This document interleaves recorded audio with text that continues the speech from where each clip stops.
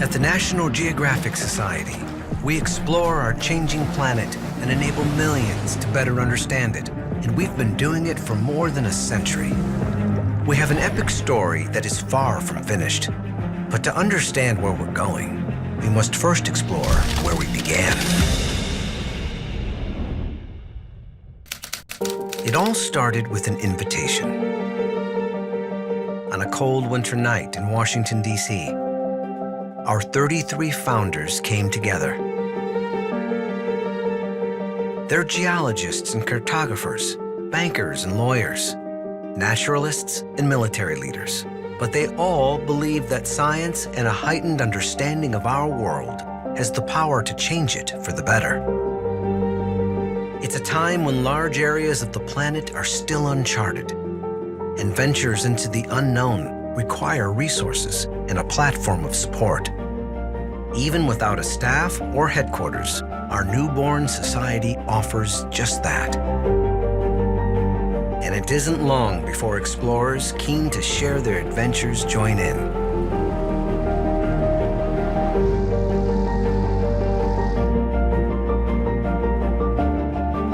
To share our discoveries, we create what would become one of the most recognizable publications in the world, the National Geographic magazine.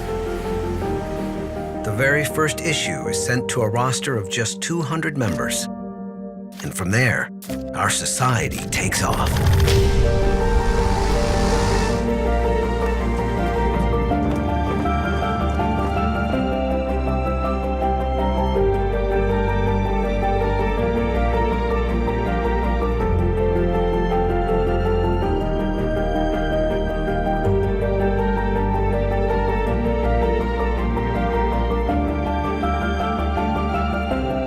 But to really inspire the public, we'd need to do more than tell good stories.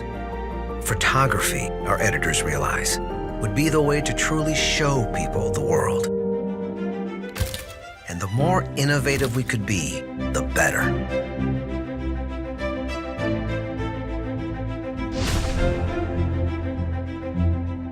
Of course, the drive to innovate goes beyond image capture and would carry well into the future. It's totally amazing. I mean, it's the first flight of a butterfly with a tag. By the 1950s, once uncharted regions have been mapped, and a desire to understand how we fit into Earth's grand story is emerging. We champion Lewis and Mary Leakey's search for humanity's origins, and support Jane Goodall's work in Gombe National Park to study wild chimpanzees by living among them. The fascinating thing is that so many of the gestures used by the chimps are the same as ours. Soon, our explorers are reaching all corners of the globe and beyond.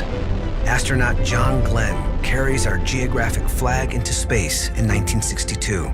And a year later, Barry Bishop plants one on Everest, when he and a team become the first Americans to reach the summit.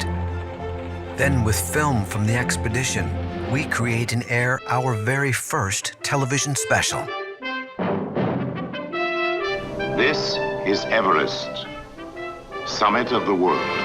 It becomes the highest-rated documentary ever. 4 specials per year would follow. Not only would they become must-see events, they'd often showcase some of our greatest discoveries. The sucker exists! God damn! But as we disseminate awe's and wonders, we recognize the world is changing and embrace the need to share harsh realities too. Stories of threatened species, pollution, and injustice are featured. And photographers turn their lenses on these hard truths. We become a mirror to the world. And as we celebrate our first century in 1988, we commence our second by striving to encourage a better stewardship of the planet. We have the power to alter the nature of the ocean. If we don't do something now, if we don't do it today, we can forget about it. My proudest moments have been when the president of a country has signed a law to protect those places. When I am exposed to an unfair fight, I have not been able to turn away. Can we learn enough, fast enough, to apply what we know to turn things in a positive direction? As our explorers lead by example, we begin arming new generations with knowledge and an appreciation for our planet through educational outreach around the world. Children understand very quickly.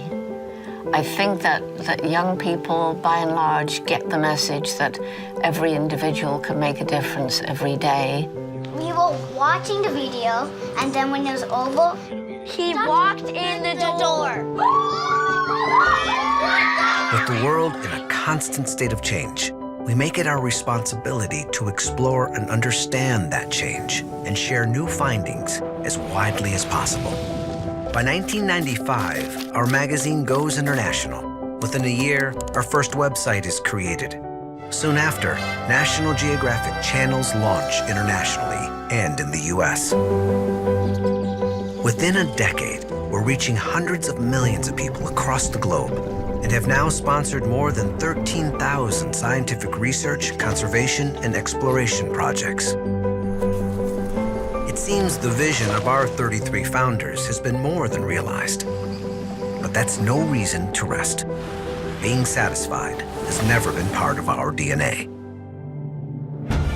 In 2015, we created National Geographic Partners. Now our platform is unrivaled, and it's supporting our global nonprofit team as we award more grants, create more programs, launch initiatives, engage classrooms, and develop the next generation of changemakers at a time when the work of National Geographic has never been more important. We remain committed to protecting our planet, to understanding our place and responsibility, and to overcoming our greatest challenges. But where do we go from here? Had our founders asked this question way back in 1888, the answer would have been the same as it is today.